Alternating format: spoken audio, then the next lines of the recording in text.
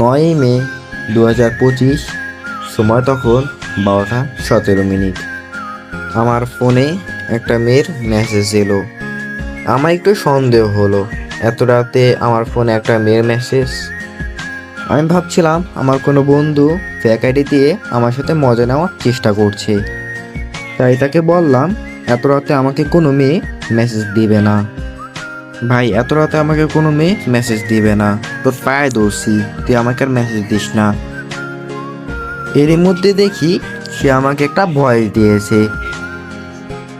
ভয়টা শুনে আমি রীতিমতো অবাক হয়ে গেলাম। সে বলেছিল, আজব তো, আমি ছেলে হতে যাব কেন, আমি একটা মেয়ে।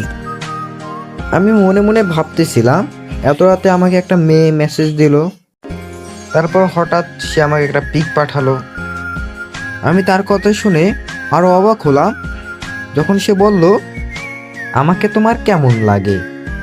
আমি বললাম, মোটামুটি সুন্দরী আছো, ভালোই দেখতে। ও আমাকে বলল, তোমার একটা পিক পাঠাও তো, তোমাকে একটু দেখি আমি। তারপর ওকে আমি আমার পিক পাঠালাম। ওর কথা শুনে আমি রীতিমতো চমকে যাই। ও আমাকে বলল, তোমাকে আমার খুব ভালো লাগে, আমি তোমাকে পছন্দ করে ফেলেছি। আমি এখন ওকে কি উত্তর দেব বুঝতে পারতেছিলাম না। আমার জীবনে এমন কোনো পরিস্থিতি কখনো আসেনি। আমার বন্ধু ছিল আমার পাশে, ওকে মেসেজ দিয়ে বলল, আমারও তোমাকে ভালো লাগে, আমিও তোমাকে পছন্দ করে ফেলেছি। আমার বন্ধু বলল, কল দাও, আমরা কলেই কথা বলি।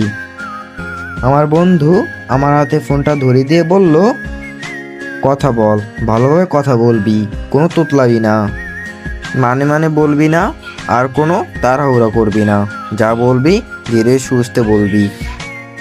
ঠিক এখান থেকেই আমাদের গল্পটা শুরু হয়ে যায়।